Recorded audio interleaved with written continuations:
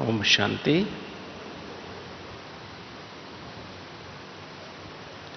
आप सभी पिछले कुछ दिन से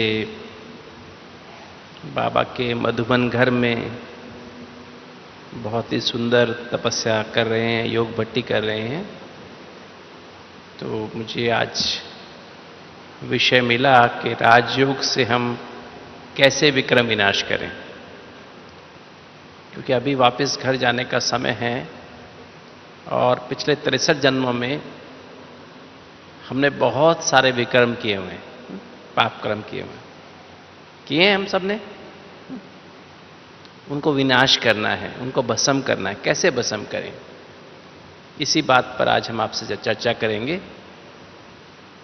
हम सभी जानते हैं कि विक्रम क्या चीज़ है। पहले तो हमको बड़ा क्लियर होना चाहिए कि विक्रम किसे कहते हैं। विक्रम खाली कर्म को नहीं कहेंगे। अगर हम विकारों के वश होकर कोई भी कर्म करते हैं, देखना भी कर्म है। किसी भी विकार के वश होकर हम किसी चीज को हम देखते हैं या पढ़ते हैं, पढ़ना भी कर्म है। अगर विकार के वश कोई चीज पढ़ते हैं तो भी विकर्म है, वो भी पाप कर्म है। विकारों के वश सुनते हैं कोई बात, ऐसी भावना रख करके सुनते हैं तो वो भी पाप कर्म है। विकार कोई चीज हम खाते हैं, विकार के वश खाते हैं, स्वाद के वश होके खा रहे हैं या कोई भी विकार के वश होके खाते हैं तो वो भी पाप है। अगर हम कोई बोलते हैं ऐसा शब्द जिससे दूसरों को दुख होता है, या किसी विकार के वश, काम के वश, क्रोध के वश, लोभ के वश, मोह के वश, अहंकार के वश होके बोलते हैं, चिंता भय के वश बोलते हैं या ईर्ष्या द्वेष के वश होकर के बोलते हैं, वो भी पाप कर्म है। और हाथ पैर से जो कर्म करते हैं वो तो है ही ऐसा विकर्म। और एक नियम है हमारा, संसार का नियम कहें या भगवान का नियम कहें, कि जो भी हम देखते हैं, पढ़ते हैं, सुनते हैं, बोलते हैं, खाते हैं या हाथों से कर्म करते हैं, वो सब अंदर रिकॉर्ड हो रहा है। और सब रिकॉर्डिंग जो होती है, वो व्यक्ति जब हमारे सामने आता है वो रिकॉर्डिंग खुल जाती है, वो फाइल खुल जाती है और फिर वही पाप, वही कर्म वापस हो जाता है।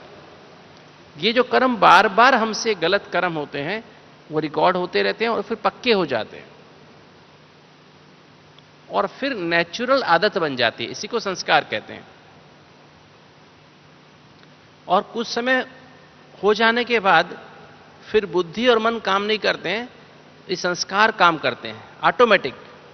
जैसे कि हमें कोई व्यक्ति हमें क्रोध कर रहा है या हमसे गलत बोलता है तो हम उसको चाह करके, तो हमें गुस्सा ऑटोमेटिक आ जाता है।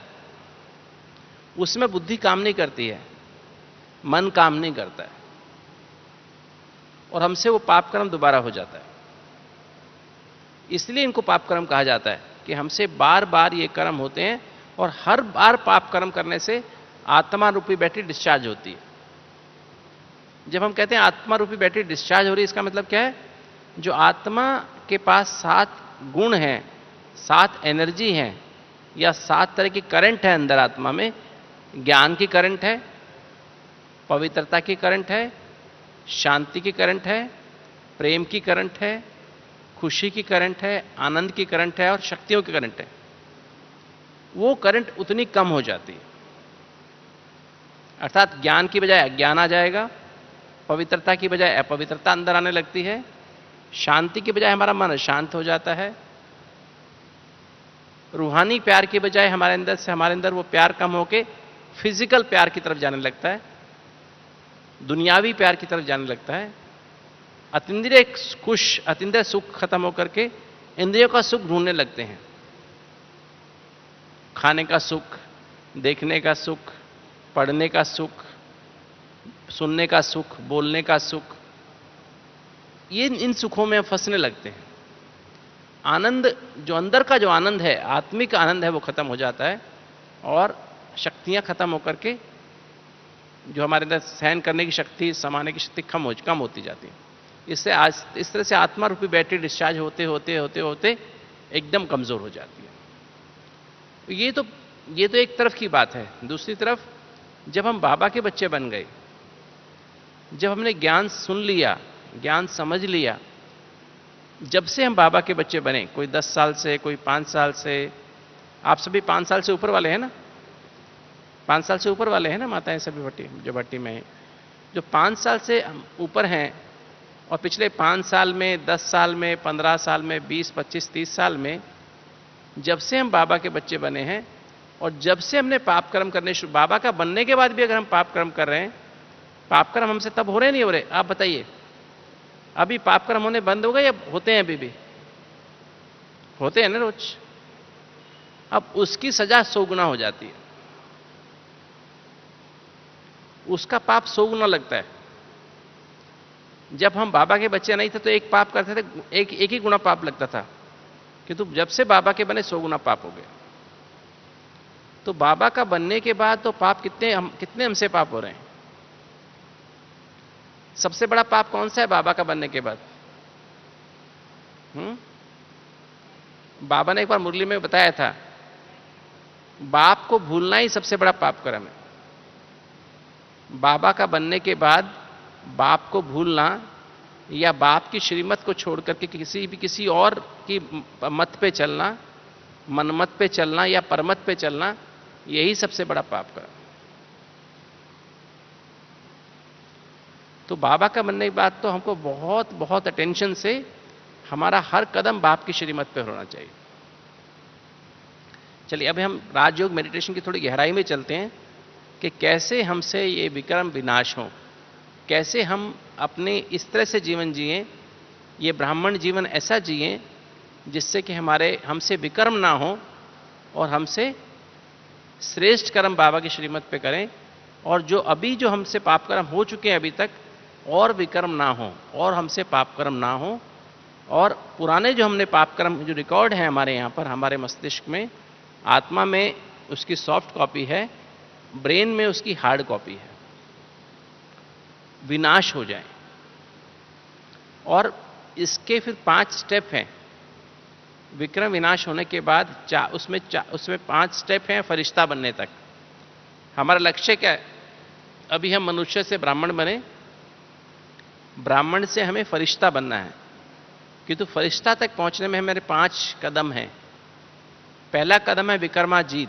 पहले हम विक्रमाजीत बनेंगे, विक्रम हम पूरे भस्म करने के बाद विक्रमाजीत बनेंगे, विक्रमाजीत के बाद हम कर्मातीत बनेंगे।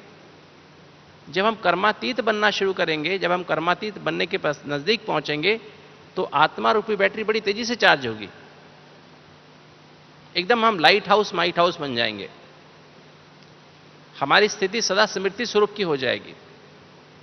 ये हमारा तीसरी स्टेज होगी। पहला है विक्रमाजीत, दूसरा है कर्मातीत, तीसरी है संपूर्ण स्थिति, लाइट हाउस माइट हाउस की स्थिति कहें या सदा स्मृति स्वरूप की स्थिति कहें।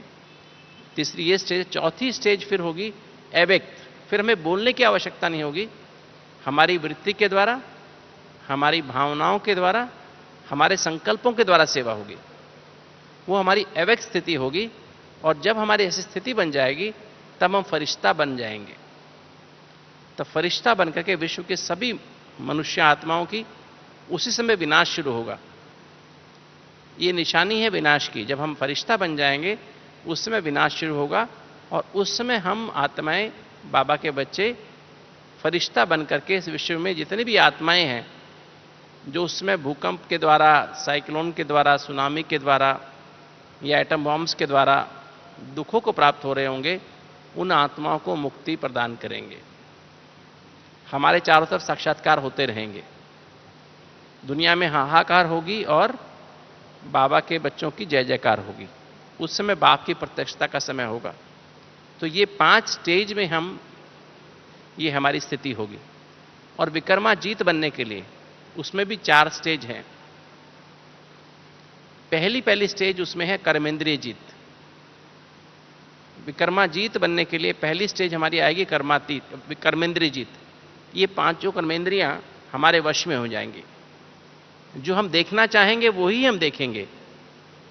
पहली हमको ये स्थिति बनानी है, हमारी सारी कर्मेंद्रियां हमारे वश में हो जाएं, जो बाबा की श्रीमत पर ही हम देखें, बाबा की श्रीमत पर ही हम सुने, बाबा की श्रीमत पर ही हम पढ़ें जो पढ़ना है, मनमत पे या परमत पे ना पढ़ें, बाबा की श्रीमत पर ही बोलें, बाबा की श्रीमत अनुसार ही खाना खाएं, अपनी मनमत पे या परमत में या स्वाद के वश होके ना खाएं। अपने हाथ पैरों से कर्म भी हम बाबा की श्रीमत पर ही करें। पहली स्थिति होगी हमारी कर्मेंद्र जीत, दूसरी स्थिति होगी माया जीत। माया जीत अर्थात ये पांचों विकार, काम, क्रोध, लोभ, मोह और अहंकार, इन पर हमारी संपूर्ण विजय हो जाएगी, अर्थात ये पांचों विकार हमारे अधीन हो जाएंगे, पांचों विकारों का रूप परिवर्तन हो जाएगा। ठीक है, तो ये होगी स्थिति हमारी माया जीत की। और फिर होगी प्रकृति जीत। प्रकृति जीत माना प्रकृति के पांचों तत्व, आकाश, अग्नि, वायु, जल और पृथ्वी, ये पांचों के पांचों तत्व हमारे वश में होंगे। इसका अर्थ है कि ये जो हमारा पूरा शरीर है ये पांचों तत्वों का बना हुआ है, और जो हमारा भोजन है, जो भी हमारी उपभोग की वस्तुएं हैं, वो भी पांचों तत्वों की बनी हुई है। उनमें हमारी आसक्ति नहीं जाएगी, कपड़ा पहनने में, खाने की चीज़ों में, देखने की चीज़ों में, डेली उपयोग करने की चीज़ों में, पैसे में, प्रॉपर्टी में, है ना, अपने मकान में, जायदाद में, इनमें लगाव ना लगाव रहेगा, ना झुकाव रहेगा, ना किसी का प्रभाव रहेगा, ना किसी से टकराव रहेगा। तो ये हमारी तीसरी स्थिति होगी जब हम विक्रमाजीत बनने जा रहे हैं। और फिर लास्ट इसमें स्थिति होगी मन जीत। मन पर हमारी संपूर्ण विजय हो जाएगी, अर्थात कोई भी संकल्प, कोई भी हमारे भावनाएं, हमारा कोई भी वृत्ति या स्मृति, वो हमें श्रीमत पर ही आएगी और उसी अनुसार हम कर्म करेंगे। जब ये मन जीत हो जाएंगे, अर्थात मन जीते तब हम जगत जीत बन जाएंगे, अर्थात तभी हम विक्रमाजीत बनेंगे। तो ये मुख्य स्थितियां जिनके द्वारा हमें गुजरना है। विक्रमाजीत बनने के लिए क्या करना पड़ेगा? पहले कर्मेंद्र जीत बनना पड़ेगा, फिर हमें क्या करना पड़ेगा? माया जीत, फिर प्रकृति जीत, और फिर मन जीते जगत जीत। तब हमारी स्थिति विक्रमाजीत की आएगी। उसके बाद कर्मातीत आएगा, उसके बाद हमारी बैटरी फुल चार्ज होगी, फिर हम अव्यक्त फरिश्ता बनेंगे। तो अभी हम इसमें चलते हैं सिस्टमेटिक तरीके से, किस तरह से हम कार्य करेंगे। अगर आप इस बात को इस तरह से ले लें कि अभी हम, बाबा ने आपने समय पर मुरली में कहा हुआ है कि अभी हम रिटर्न जर्नी पर हैं। रिटर्न जर्नी समझते हैं ना? अभी हमारा 84वां जन्म है। इस पिछले जन्म में जब हम बाबा के बच्चे बने, उससे पहले हमारा 83वां जन्म था, अभी हमारा 84वां जन्म है। मान लीजिए हम 5 साल से ज्ञान में हैं, तो 84वें जन्म को हमारे 5 साल हुए हैं। 10 साल के हैं, 15 साल से हैं, तो हमारे 84वें जन्म को 15 साल हुए हैं। तो ये जो 84 जन्म, हम लोग 84 जन्म में हैं, और जैसे ही हम अब शुरू होते हैं, तो अभी सबसे पहले हमें इस जन्म के विकर्म विनाश करने पड़ेंगे।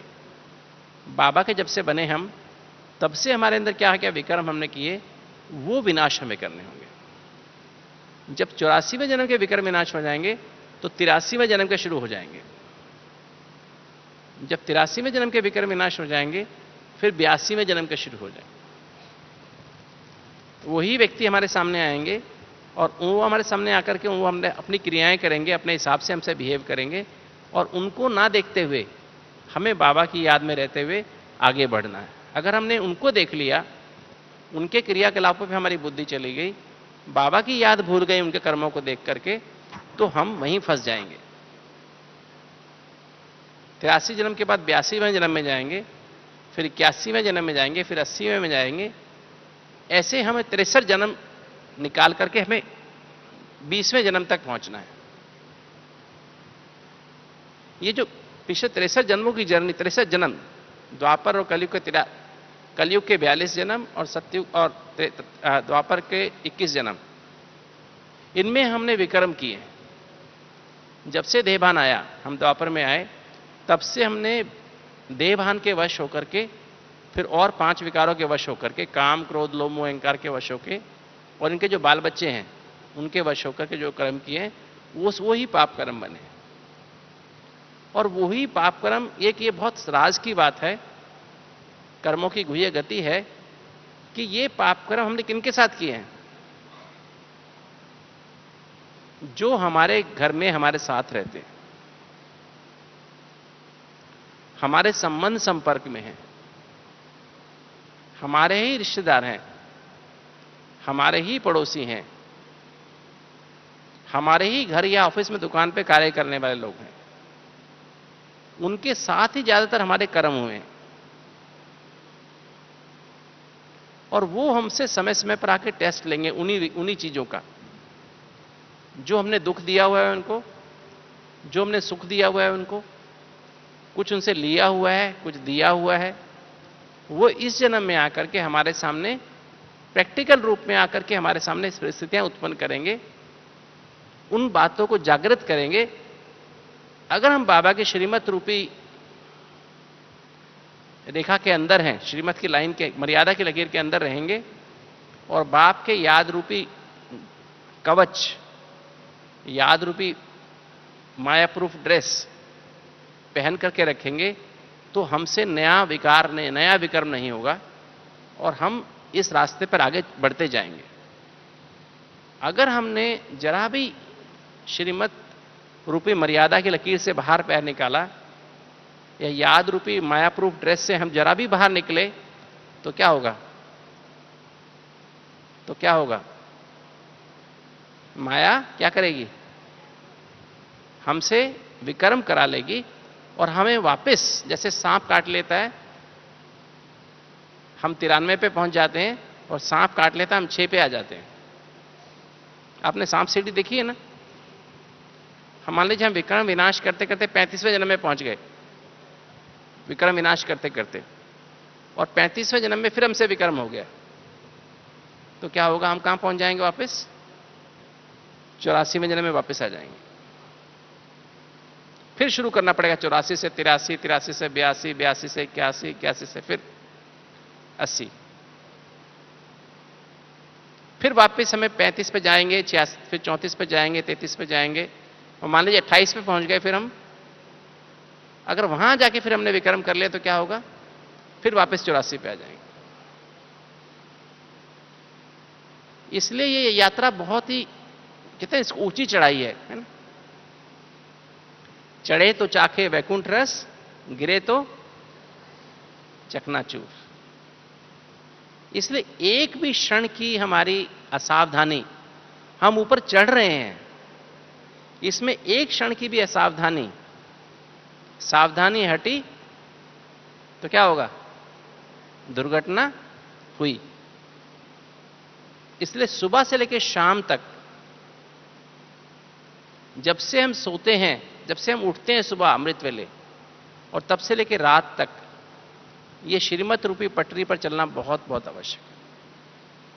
हर संकल्प में, देखने में, पढ़ने में, सुनने में, बोलने में, खाने में, हाथ या पैर से कोई कर्म करने में श्रीमत का हर कदम पे बहुत बहुत आवश्यक है। नहीं तो क्या होता है, आपने देखा भी होगा, अपने अंदर भी देखा होगा और भाई बहनों के अंदर भी देखा होगा, ज्ञान में 20 साल से चल रहे हैं, 30 साल से चल रहे हैं, किंतु आज भी स्थिति उनकी ऐसी स्थिति नहीं है कि वो आगे बढ़ रहे हैं। ऐसा लगता है वहीं खड़े हुए हैं। आज भी उनको वैसा ही गुस्सा आता है, वैसी चिंता रहती है, वैसे ही उदास हो जाते हैं, है ना? ऐसा होता नहीं होता है? बताओ, ऐसा होता है? माताएं बताएं, होता है? क्यों होता है? क्योंकि हम सावधान नहीं रहते हैं। बाबा ने बताया था, अगर हमें वारिस क्वालिटी की आत्मा, वारिस क्वालिटी की आत्मा निशानी क्या है? जिसका हर सेकंड, हर संकल्प और हर श्वास बाबा की याद, बाबा की सेवा और यज्ञ में लगे, वो आत्मा वारिस क्वालिटी की आत्मा बनती है। अर्थात वारिस माना 108 की माला का दाना बनती है, या नंबरवार पुरुषार्थ अनुसार 16,108 की माला का दाना बनती है। वो राजा रानी बनते हैं, वो प्रिंस प्रिंसेस बनते हैं, बाकी सब प्रजा में चले जाते हैं। तो हमें क्या बनना है बताओ? जो राजा रानी बनना चाहते हैं हाथ उठाओ, ऊंचा हाथ उठाओ, ऊंचा। तो सभी राजा रानी बनना चाहते हैं। तो राजा रानी बनने का पुरुषार्थ यही है, हम इस पे गहराई से समझेंगे अभी। अगर हमें राजा रानी बनना है, खाली राजा रानी बनने के लिए फिर क्या कंडीशन है? सपोज आप सेकंड एसी की टिकट लेना चाहते हैं, आप बॉम्बे जाना है आपको अरावली एक्सप्रेस से। अगर आपको 3 टायर स्लीपर में जाना है तो 300 रुपये की टिकट आती है। सेकंड एसी में जाना है, 3 टायर एसी में जाना है तो इसकी टिकट कितने की आती है? 1100-1200 रुपये की आती है ना। और सेकंड एसी में जाना है तो कौन सी कितने की टिकट आएगी? 1600-1700 की टिकट आएगी, है ना। और फिर फर्स्ट क्लास में जाना हो तो 3000 रुपये की टिकट आएगी। तो 3000 रुपये, अगर फर्स्ट एसी में जाना है 3000 रुपये चाहिए ना? नहीं चाहिए? 3000 खर्च करने पड़ेंगे ना। या 300 रुपये खर्च करके हम फर्स्ट एसी में जा सकते हैं? 3000 10 गुना पैसे खर्च करने पड़ेंगे ना। अर्थात हमको 10 गुना ज्यादा पुरुषार्थ करना पड़ेगा ना। अगर हमें सेकंड एसी में भी जाना तो 5 गुना ज्यादा पैसे खर्च करने पड़ेंगे ना। नहीं, 5 गुना ज्यादा पुरुषार्थ करना पड़ेगा, तब हम सेकंड एसी में जा सकते हैं। सो के ठंडी ठंडी हवा खाते हुए जा सकते हैं। अदरवाइज हमको गर्मी में गर्म हवा में, गर्म हवा, लोग बीड़ी पी रहे हैं, लोग सिगरेट पी रहे हैं, उसका धुआं सहते हुए जाना पड़ेगा, राइट। और वहां जाके भी ऐसा करना होगा, हमारे साथ ऊपर नीचे होता रहेगा। तो इसके लिए अभी हमको तैयारी करनी है। अब जैसे मैंने आपको बताया कि जो भी हम कर रहे हैं वो सब रिकॉर्ड हो रहा है। अब थोड़ा सा हम गहराई में चलें, बाबा ने क्या कहा हुआ है, विकर्म विनाश कैसे होते हैं। कई बार हम सुनते हैं, जैसे अभी संडे की मुरली थी, है ना, जहान के नूर हैं, तुम बच्चे जहान के नूर हो, ना। आप सबने सुनी ना मुरली, वो हम जहान को रोशन करने वाले हैं। फिर बाबा ने कहा, शांति की बाबा ने बात की कि तुम बच्चे अशांति और शांति को तुम जानते हो, है ना। तुम शांत हो, दुनिया अशांत है, तुम्हें शांति प्राप्त होती है। बाप को याद करने से तुम्हें शांति मिलती है। आप क्या समझते हैं शांति किसे कहते हैं? हम ओम शांति कहते हैं ना। शांति किसे कहते हैं? हम बाप को याद करते तो शांति क्यों प्राप्त होती है? देखो, बाबा जो शिव बाबा है, शिव बाबा को संकल्प चलते हैं क्या? शिव बाबा ऊपर बैठा है, दुनिया में 700 करोड़ आत्माएं हैं और हर तरह की आत्मा है इसमें है। कोई कुछ कर रहा है, कोई कुछ कर रहा है, कोई किसी को मार रहा है, कोई चोरी कर रहा है, कोई हेराफेरी कर रहा है, कोई किसी को गलत दृष्टि से देख रहा है, कोई बहुत लालच कर रहा है ना, कोई बहुत अहंकारी है, कोई चिंता में, कोई बीमार है, कितने एक्सीडेंट हो रहे हैं, कहाँ भूकंप आ रहे हैं, कहाँ लड़ाइयाँ हो रही हैं। तो बाबा को चिंता होती है क्या? ऊपर चिंता होती है? बाबा को कोई विचार चलते हैं ऊपर? तो बाबा सब कुछ देखते हुए भी साक्षी दृष्टा है। बाबा को एक भी विचार नहीं चलता है। बाबा जानता है ये ड्रामा बना हुआ है, इसमें हर आत्मा अपना कर्म सिद्धांत के अनुसार एक्यूरेट पार्ट बजा रही है और जो जैसा करेगा उसको वैसा फल मिलेगा। उसमें कोई माफी नहीं है, कोई कृपा या आशीर्वाद की बात नहीं है। जो श्रीमत पे कर्म कर रहा है उससे अच्छे फल पाएगा, जो मनमत या परमत पे कर्म कर रहा है उसको उसके अनुसार उसका फल मिलेगा। बाबा इसमें जरा भी इंटरफेयर नहीं करता है। ऐसे ही जब हम ऐसे परमात्मा शिव को याद करते हैं तब उसका कोई संकल्प नहीं चलता, हमारे बहुत संकल्प चलते हैं। क्या हमारे क्या संकल्प चलते हैं?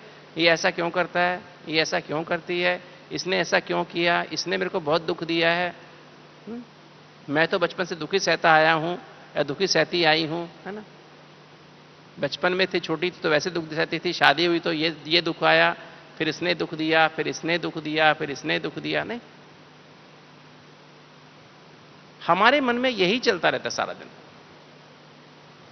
हमें तरह तरह के विचार आते रहते हैं।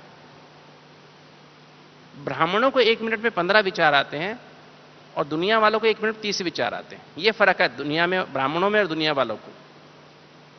दुनिया में 1 मिनट में 30 विचार आते हैं और ब्राह्मणों को 1 मिनट में 15 विचार आते हैं। और शिव बाबा को कोई विचार आता ही नहीं है। ब्रह्मा बाबा फरिश्ता क्यों बना? क्योंकि ब्रह्मा बाबा को सिर्फ एक ही विचार आता है। कौन सा विचार? मेरे बच्चे बाप समान बने तो वापस घर चलें। बस इतना ही उनका एक ही विचार है, दूसरा विचार उनको नहीं आता है। तो शिव बाबा को 0 विचार और ब्रह्मा बाबा को 1 विचार। और हमारे कितने विचार? कितने विचार? 15 विचार। और चिंता की तो 20 विचार, डरते हैं तो 25 विचार, चिड़चिड़ापन आया कोई बात में तो 30 विचार, गुस्सा आया तो 35 विचार।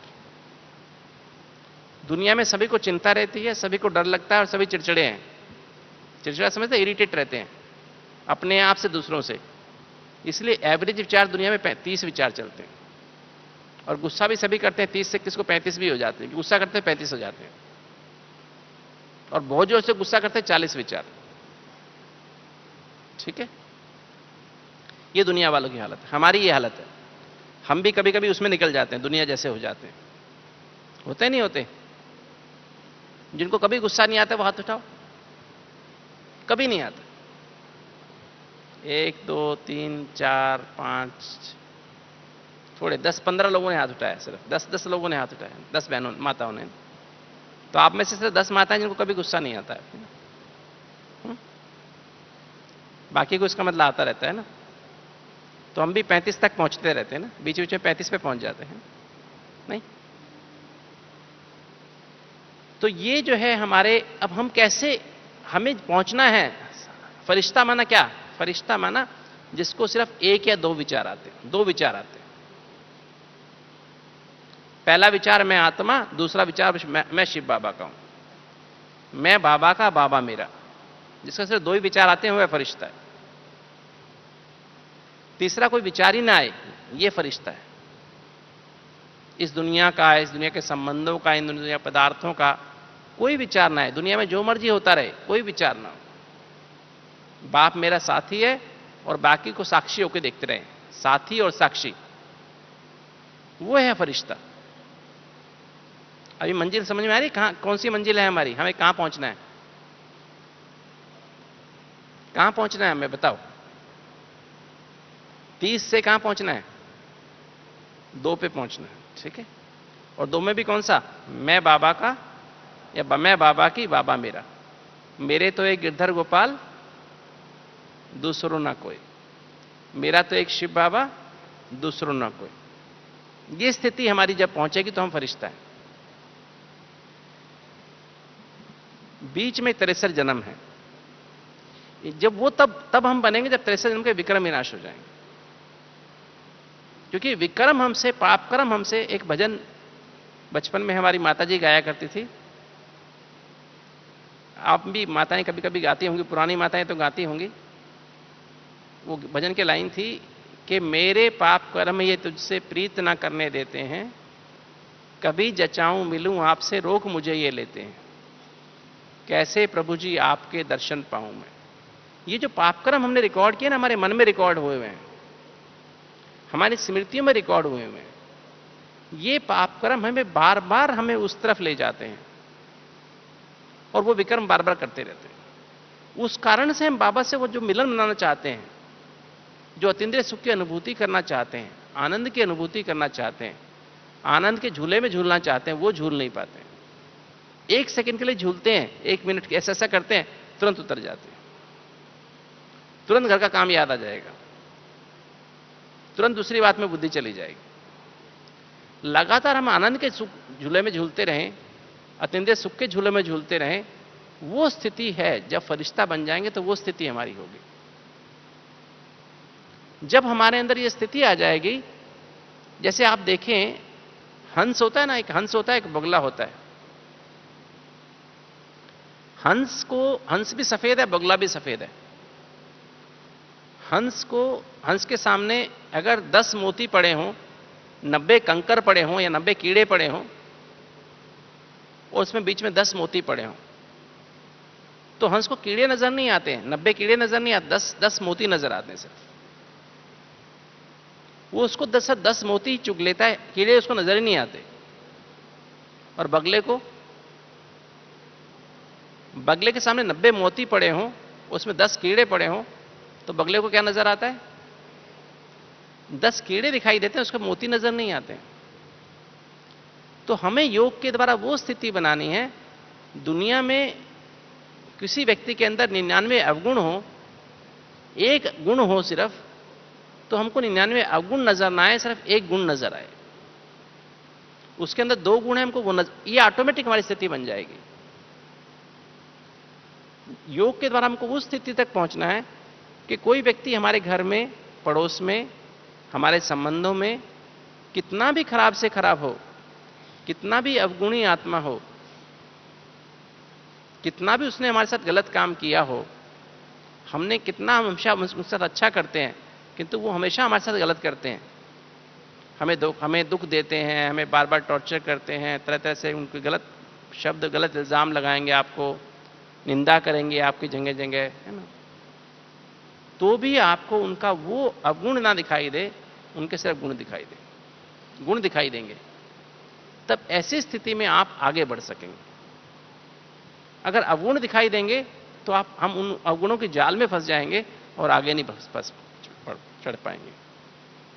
इसके लिए हमको इस बात को थोड़ा गहराई समझने की आवश्यकता है। तो जब हम शिव बाबा को जितना याद करते जाते हैं तो हमारे संकल्प कम होते जाते हैं। जब तो शिव बाबा का 0 संकल्प और मेरा 15 संकल्प, तो उसको जितना मैं उसकी याद में रहूंगा तो मेरे संकल्प कम होते जाएंगे। जब मेरे संकल्प कम होते जाएंगे तो मेरे को ऑटोमेटिक शांति माना कम विचार, सिर्फ पॉजिटिव विचार जब आते हैं, सिर्फ 100% पॉजिटिव विचार, और पॉजिटिव विचार सत्य पर आधारित होते हैं। ट्रुथ से ही पॉजिटिव विचार पैदा होते हैं। जो रियल है उससे पॉजिटिव विचार पैदा होते हैं। जो अनरियल है, जो झूठ है, उससे नेगेटिव विचार पैदा होते हैं, वेस्ट विचार, व्यर्थ संकल्प पैदा होते हैं। तो जब मैं सत्य में टिक जाता हूं, मैं आत्मा हूं, मैं स्थूल देह नहीं, स्थूल देह को चलाने वाले अति सूक्ष्म ज्योति बिंदु आत्मा हूं। मैं अति सूक्ष्म ज्योति बिंदु आत्मा, परमधाम निवासी अति सूक्ष्म परम ज्योति बिंदु परमपिता परमात्मा शिव की संतान हूं, और मेरे सर्व संबंध उनके साथ हैं। यह सृष्टि रूपी ड्रामा एक नाटक है। इस नाटक में हर आत्मा, चाहे वो मेरा पति है, मेरी पत्नी है, मेरा बच्चे हैं, या भाई बहन है, या दोस्त हैं, या पड़ोसी हैं, या सास ससुर हैं, या माता पिता हैं, या भाई बहन हैं, वो सब के सब कर्म सिद्धांत के अनुसार एक्यूरेट पार्ट प्ले कर रहे हैं। कर्म सिद्धांत के अनुसार जिनको मुझे कुछ देना है, जिनको मुझे पिछले जन्मों का दुख दिया हुआ है, वो मुझे इस जन्म में मेरे संबंधी बन के मुझे दुख देंगे। मेरा पति बन करके, मेरी पत्नी बन करके, मेरे बच्चे बन करके, मेरे भाई बहन बन के, मेरे सास ससुर बन के मुझे दुख देंगे, और जिनको सुख दिया है वो मुझे सुख देंगे। इन्हीं संबंधों के द्वारा ही सुख देंगे।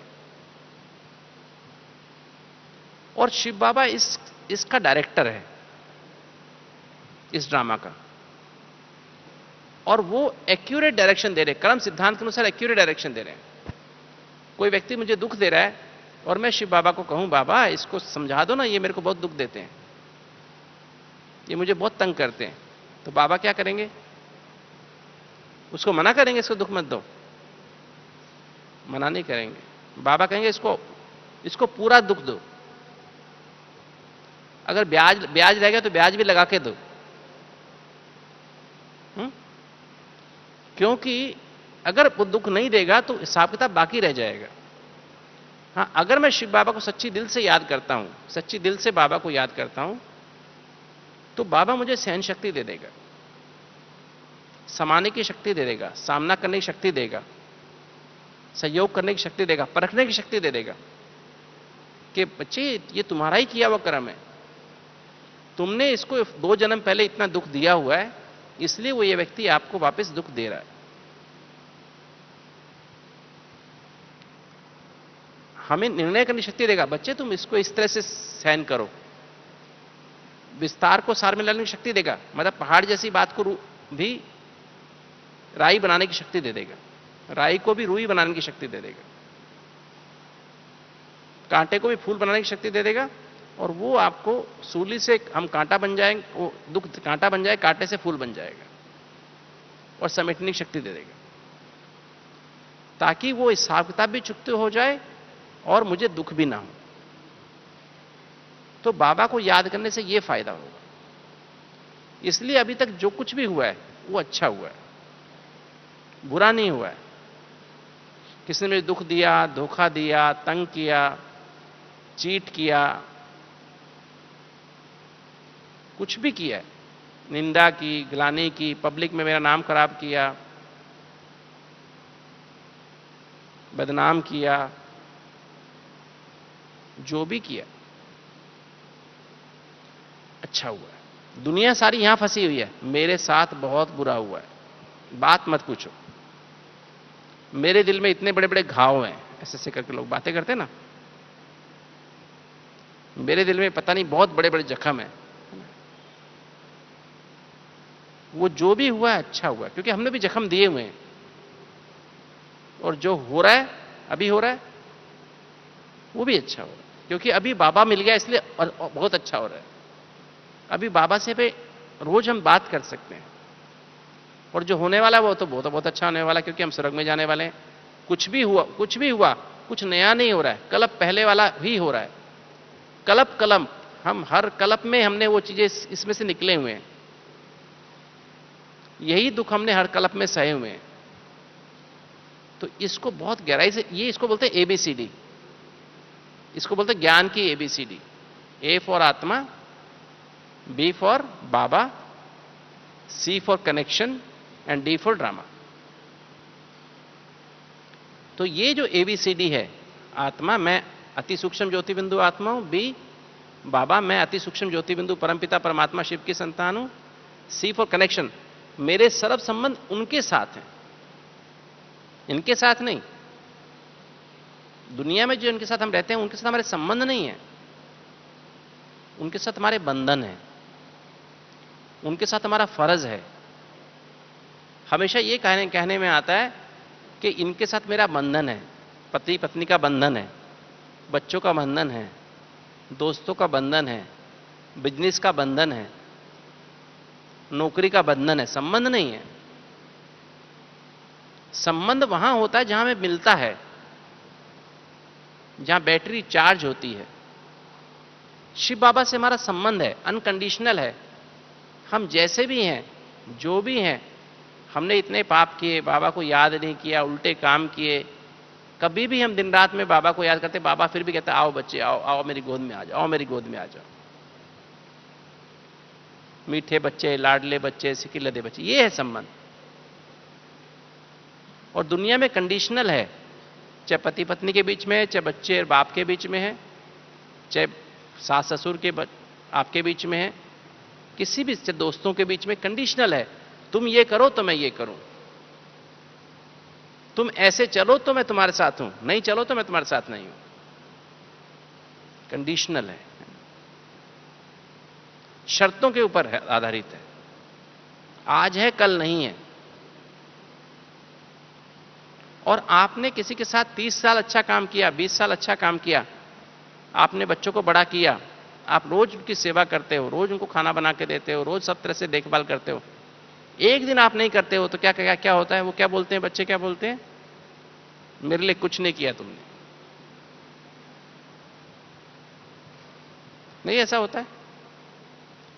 तो ये जैसे आपने किसी का लोन लिया हो, और लोन आपने 20 साल की किस्तें भरनी है, आपने 19 साल किस्त भर दी, इंस्टॉलमेंट भर रहे हैं, ईएमआई दे रहे हैं, 20वें साल में नहीं तो कोर्ट से, आपको बैंक से नोटिस आ जाएगा कि आपने नहीं भरा, भरो।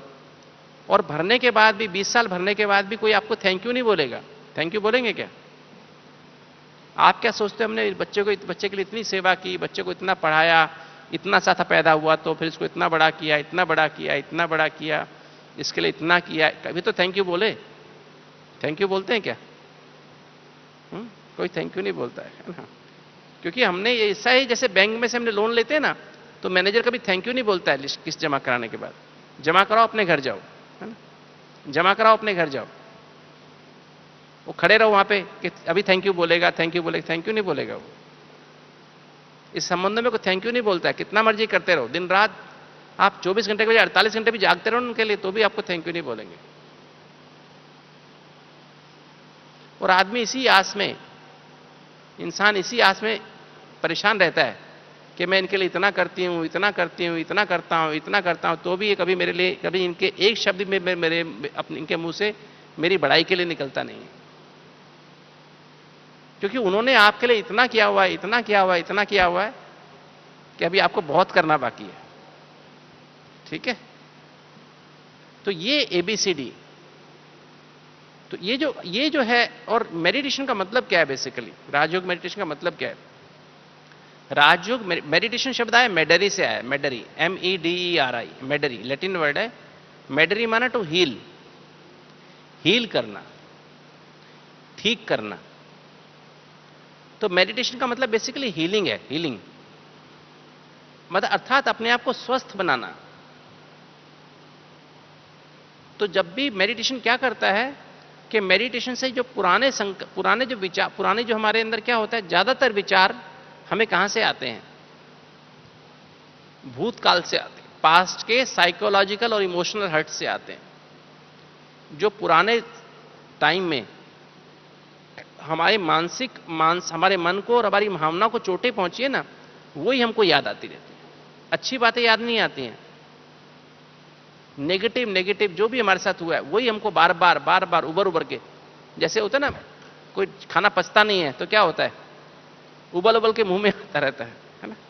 हम बहुत हैवी खाना खा लेते तो क्या होता है, हल्का खाना कभी उबल के नहीं आएगा, वो पच जाएगा। सुख पच जाते हैं और दुख उबल के आते, उबल के ना, उबल के याद आते हैं। तो 100 में से 80 विचार तो हमें पास्ट से आते हैं, पास्ट के दुखों से आते हैं। जो अपने पास्ट में दुख सहे, परेशानियां सही, निंदाएं सही, है ना, गालियां सुनी, लोगों ने हमारी बुराई की, धोखे दिए, वो बार बार उभर के आते हैं। और 15% विचार फ्यूचर से, भविष्य से आते हैं कि मेरा क्या होगा, इस समय भी मेरा कोई नहीं है, कोई मुझे इतने साल हो गए, कोई मुझे ठीक, मैं इतना सबके लिए करता हूं तो भी मुझे कोई पूछता नहीं है, अब मेरा क्या होगा। अभी शरीर भी खराब हो गया है, पुराना हो गया है, इसमें भी रोग आने लग गए, है ना, अभी क्या होगा, कल कुछ हो गया तो मेरा क्या होगा, कौन संभालेगा, है ना, कौन देखेगा। सिर्फ 5% विचार ही यहीं से आते हैं, प्रेजेंट, वर्तमान काल से आते हैं। इसलिए हम दुखी रहते हैं। 95% विचार हमारे कंट्रोल में नहीं होते, या तो पास्ट से आ रहे हैं या भविष्य से आ रहे हैं। ये मेडिटेशन, राजयोग मेडिटेशन क्या करता है, पास्ट के विचारों को और फ्यूचर के विचारों को बंद कर देता है, हमको प्रेजेंट में ले आता है, वर्तमान में ले आता है।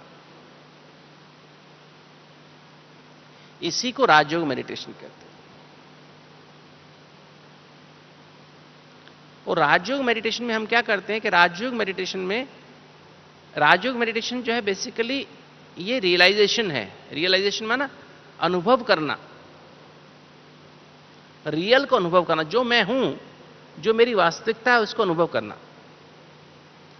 ये राजयोग मेडिटेशन कुछ और नहीं, राजयोग मेडिटेशन का ABCD को रियलाइज करना है। मैं अति सूक्ष्म ज्योति, मैं शरीर में स्थूल देह नहीं हूं, इस स्थूल देह को चलाने वाली अति सूक्ष्म ज्योति बिंदु आत्मा यहां बैठी हूं, इसके अंदर बैठी हूं, भृकुटी के अंदर बैठी हूं, और यहां से मुझ आत्मा से 7 ऊर्जाएं निकल रही हैं और शरीर के हर सेल में जा रही हैं। इस बात को अनुभव करना ही मेडिटेशन है, यही योग है, पहला स्टेप। दूसरा, मैं अति सूक्ष्म ज्योति बिंदु आत्मा, परम धाम निवासी, अति सूक्ष्म परम ज्योति बिंदु परमपिता परमात्मा शिव बाबा की संतान हूं। इसको बहुत गहराई से अनुभव करो, ये राजयोग मेडिटेशन। चलते फिरते उठते बैठते इस बात को अनुभव करो कि ये मेरी मां नहीं, ये वो मेरी मां, शिव बाबा, ब्रह्मा बाबा के थ्रू मुझे मां की पालना और प्यार दे रहा है।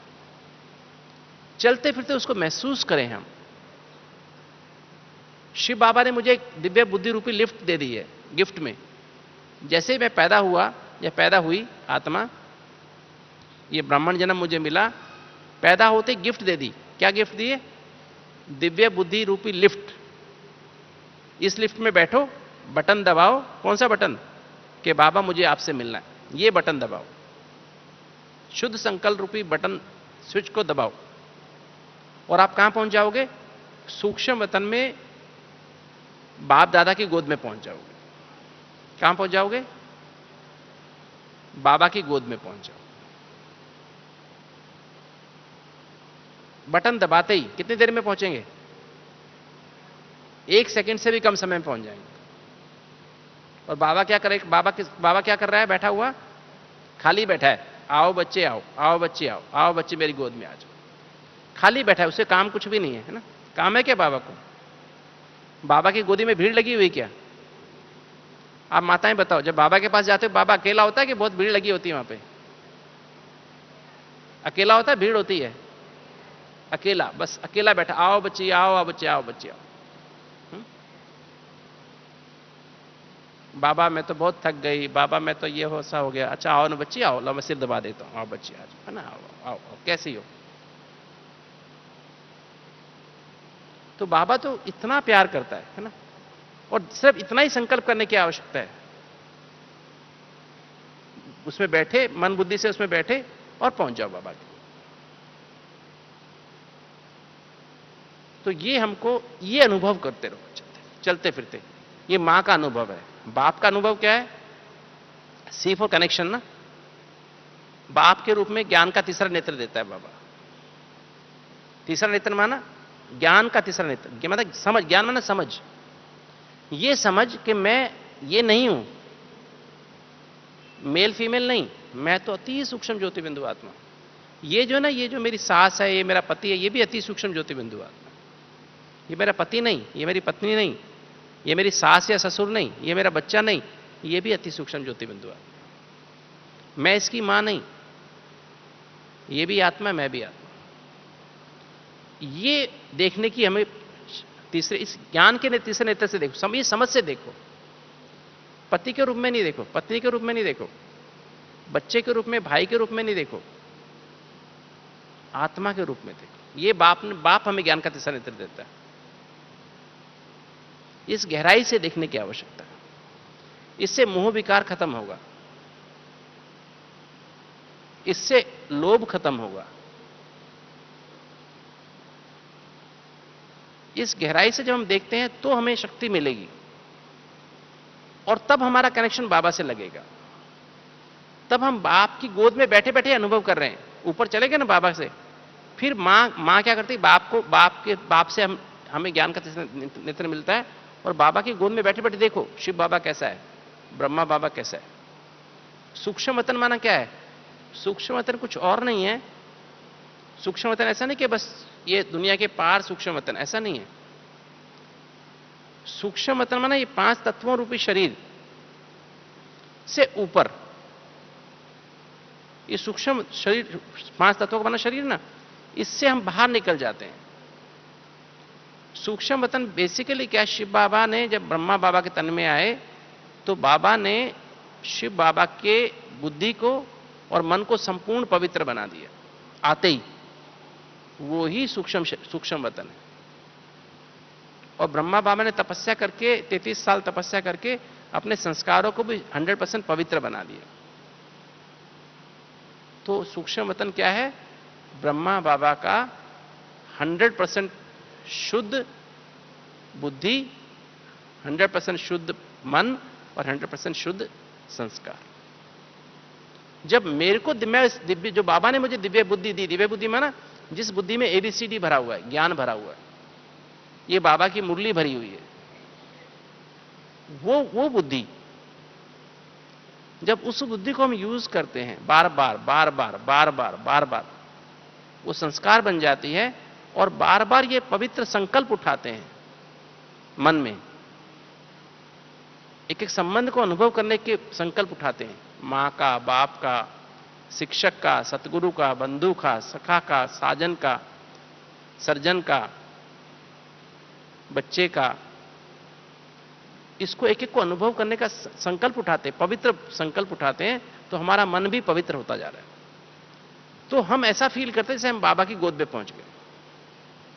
हमारा सूक्ष्म शरीर शुद्ध हो गया और ये सूक्ष्म शरीर मतलब मन और बुद्धि बाबा की गोद में पहुंच जाता है।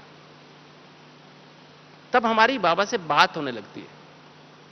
जरूरी नहीं कि हमें बाबा नजर आए, किंतु बाबा से हमारी फ्रीक्वेंसी मिल जाती है। तो जो संकल्प हम करते हैं बाबा को टच होता है, और बाबा का जो संकल्प होता है वो हमको टच होता है। तो ऐसा लगता है जैसे बाबा से हमारी बातचीत हो रही है। ये है ब्रह्मा बाबा की गोद। ऐसा नहीं कि ब्रह्मा बाबा की गोद को ऐसे कि हमने गए और बाबा की गोद में चिपक गए। इसमें ऐसी फीलिंग आती है जैसे बाबा मेरे को बहुत अपनी गोदी में लेके बैठा हुआ है। ये सूक्ष्म फीलिंग हमको आती है। कोई फिजिकल फीलिंग नहीं है कि बाबा हमको गोद में लेके ऐसे ऐसे कर रहा है, ऐसा नहीं है।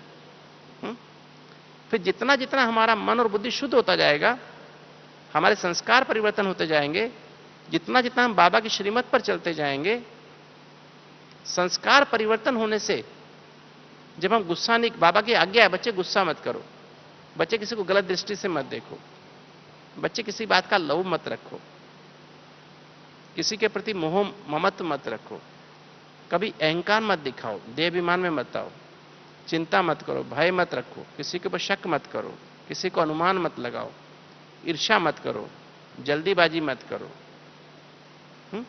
आलस्य मत करो, अलबेलापन मत करो।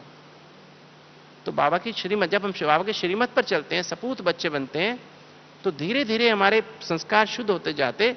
फिर हमें बाबा से ऐसे होता है जैसे बाबा का सूक्ष्म शरीर भी महसूस होता है, अपना सूक्ष्म शरीर भी महसूस होता है। फिर बाबा की हमें ऐसे फील होता है कि सचमुच हम बाबा की गोद में।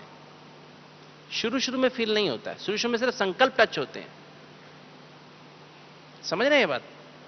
कई माताएं और कई भाई बहन इसमें बहुत कंफ्यूज होते हैं कि सूक्ष्म वतन में गए, हमें तो कुछ नहीं होता, हमें तो बात नहीं होती, हमें तो बाबा नजर नहीं आता है ना।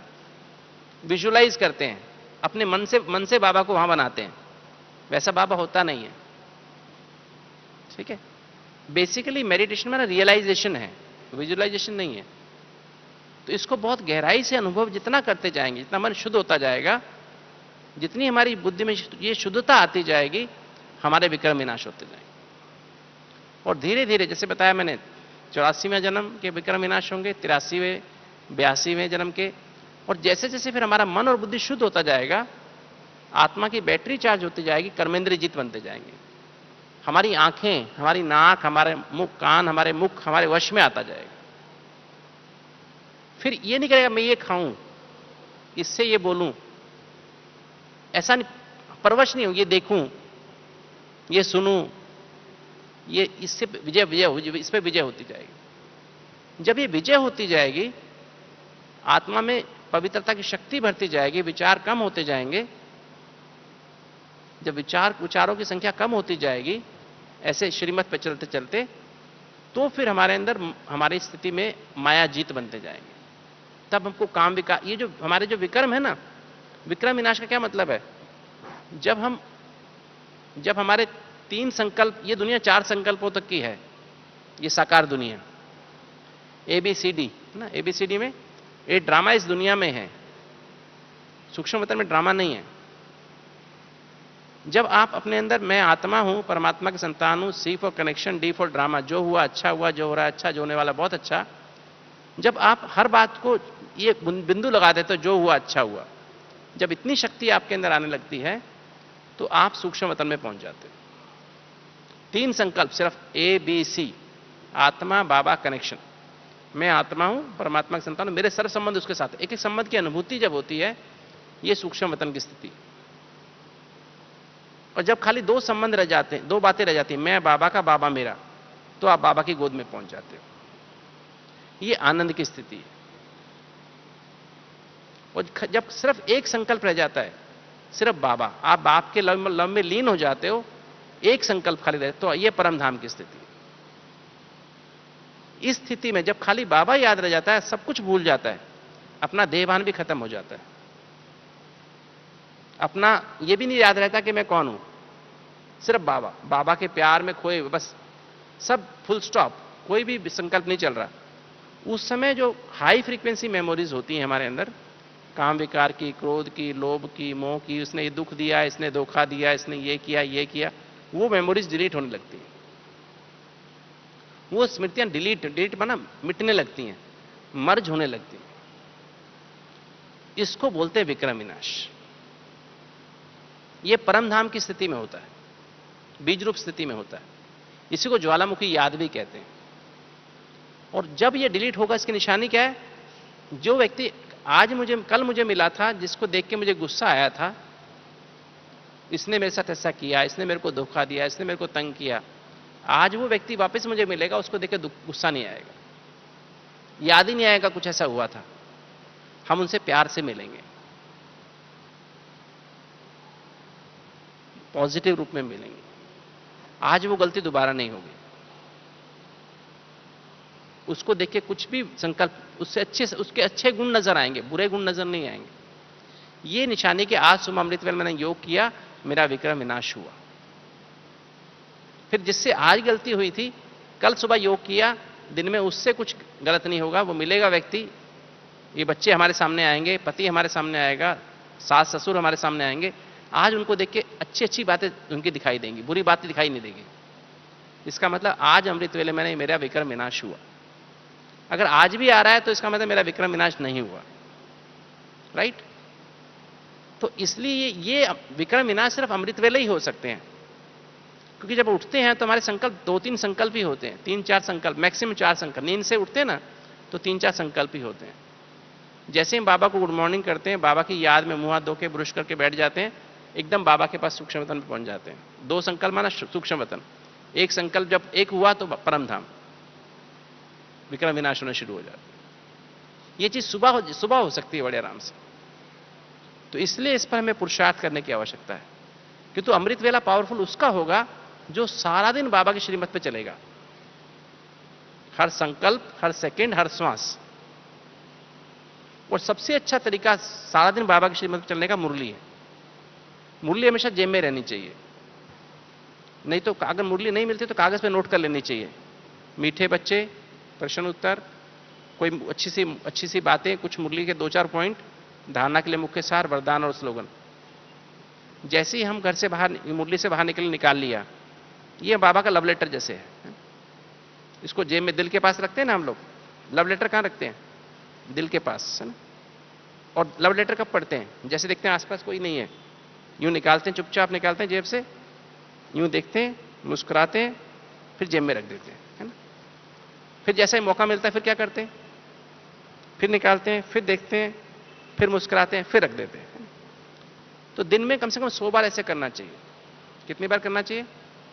एक लाइन, वरदान है, आज का स्लोगन है, आज बाबा ने ये कहा बच्चे ऐसे करना है, आज बाबा ने कहा ये बच्चे ऐसे करना है, आज बाबा ने ये कहा, आज का गीत ये था मुरली में, आज बाबा ने ये गीत बजा था सुबह, आज हमने ये था।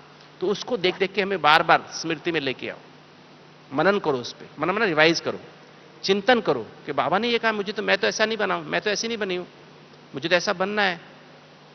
फिर मंथन करो। मंथन माना मुझे कैसे बनना है, मुझे बनना ही है, कैसे बनना है, घोटो उसको। फिर उसमें जो मक्खन निकलेगा उसको सिमरण माना उसको फिर कार्य में लगाओ। बाबा ने कहा सबसे मीठा बोलो। अब जब भी जो भी व्यक्ति मुझे मिलेगा उसको मैं मीठा बोलूंगी, मीठा बोलूंगा।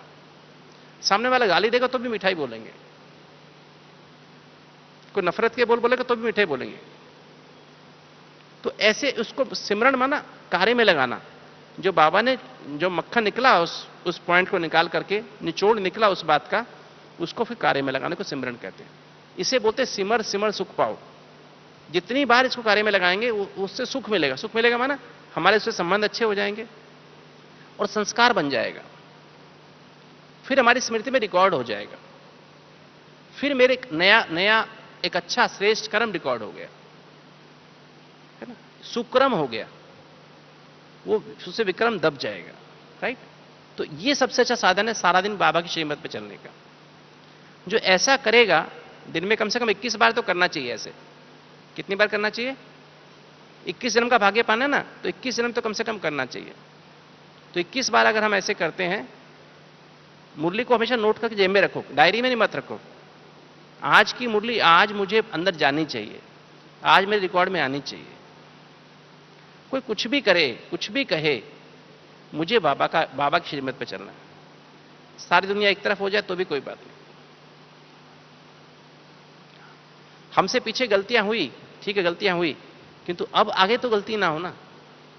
पहले भी गलती की, अब भी गलती करते रहे क्या? एक बार एक्सीडेंट हो गया तो बार बार रोज एक्सीडेंट करेंगे? उसके बाद रोज करना है एक्सीडेंट? एक्सीडेंट करने की कसम खाइए क्या? नहीं, एक बार हुआ, दोनों को ध्यान रखना चाहिए एक्सीडेंट होने के बाद कि एक बार एक्सीडेंट, बार बार एक्सीडेंट ना हो। प्रतिज्ञा, दृढ़ प्रतिज्ञा करें दोबारा हम नहीं करेंगे, हम बाबा की श्रीमत पे चलेंगे। उसका साधन मुरली है। दो चीज सत्य हैं, एक तो बाबा सत्य है, एक बाबा की मुरली सत्य है, बाकी सब कुछ असत्य है, बाकी सब कुछ झूठ है। मनुष्यों ने जो बनाया सब झूठ है, क्योंकि मनुष्यों में हमेशा देहभान रहता है, देह अभिमान रहता है, कुछ ना कुछ लगाव, कुछ ना कुछ झुकाव, कुछ ना कुछ टकराव, कोई ना कोई किसी के प्रभाव में रहते हैं। इसलिए मनुष्यों का विश्वास नहीं कर सकते। भगवान ने जो बताया उसकी, उस पे चलना, सिर्फ श्रीमत पे चलना, ना मनमत, ना परमत, ना मनुष्य मत, किसी पे चलने की आवश्यकता नहीं। तो मैं तो समझता हूं अगर हम ये करते हैं तो हमारी अमृत वेला फिर पावरफुल होता है। अमृत वेला इनाम है सारे दिन की श्रीमत पे चलने का। सारा दिन नियम मर्यादाओं में चलता है जो व्यक्ति, उसको अमृत वेला बहुत अच्छा होता है। तो ये अमृत वेला करने से धीरे धीरे हमारे विक्रम विनाश होते जाएंगे, और एक दिन 63 जन्म, हमारे 63 जन्मों के विक्रम विनाश होने के बाद फिर हमारी कर्मेंद्र जीत बन जाएंगे। माया जीत, पांचों विकार पर हमारी विजय हो जाएगी। प्रकृति जीत, जो भी खाने को मिलेगा उसमें हम संतुष्ट रहेंगे, आसक्ति में नहीं खाएंगे, और फिर हम मन जीते जगत जीत हो जाएंगे। तब वो स्थिति आएगी विक्रमाजीत हो जाएंगे, तब हमसे कोई विक्रम नहीं होगा। फिर जब त्रेता के जन्म आएंगे, 20 जन्म, 12 जन्म और 8 जन्म, तो वो त्रेता के जन्म में हमने कोई विक्रम किया नहीं हुआ, तब वो स्थिति कर्मातीत कहलाएगी। उस समय जब हमसे कोई भी विक्रम होगा ही नहीं, तो उस समय बैटरी बड़ी जल्दी जल्दी चार्ज होगी। अभी क्या होता है, बैटरी चार्ज होती है फिर डिस्चार्ज हो जाती है, कर्म करते हैं फिर डिस्चार्ज। लाख गुना कमाया, लाख गुना गमाया। एक अच्छा कर्म किया, लाख गुना कमाया, एक बुरा कर्म किया, लाख गुना गवाया। रात का हिसाब देखो तो क्या होता है, बराबर। जितना कमाया उतना गवाया। कहां पहुंच गए? 10,000 कमाए, 10,000 गंवाए, कितने कितने पैसे बचे? जीरो, है ना। और कई बार तो 10,000 कमाए, 20,000 खर्च कर दिए, तो कितने पैसे बचे? माइनस हो गया ना। तो दुख होता है ना। तो इसलिए हमको ये टेंशन रखना है। इसमें 4 नियम, 4 मर्यादाएं पक्की करनी होती हैं। पहला तो है अमृत वेला पावरफुल हमेशा करो। बाबा के सच्चे बच्चे हमेशा अमृत वेला पावरफुल करते हैं। दूसरा, बाबा की मुरली कभी मिस मत करो, क्लास में जाके सुनो। तीसरा, सारा दिन मन में 21 बार मैंने बताया मुरली हम रिवाइज करें, और सोने के पहले लेटर लिखें बाबा को, सारी बात गलतियां जो है लिखें, फिर चार्ट भरें याद का, फिर मुरली पढ़ें बाबा की, फिर याद करके सो जाएं, और 9:30 सो जाएं। ये 4 नियम, 4 मर्यादाएं, पवित्रता जितनी गहराई से अपनाएं। दूसरा, शुद्ध सात्विक भोजन खाएं। तीसरा, सत्संग, बाबा और बाबा की मुरली दो चीज का संग करें। चौथा, दैवी गुणों की धारणा करें। तो इस तरह से हमारे विक्रम विनाश होते जाएंगे, और एक दिन हम कहां पहुंच जाएंगे? विक्रमाजीत स्थिति को पहुंच जाएंगे, फिर कर्मातीत बन जाएंगे। ओम शांति।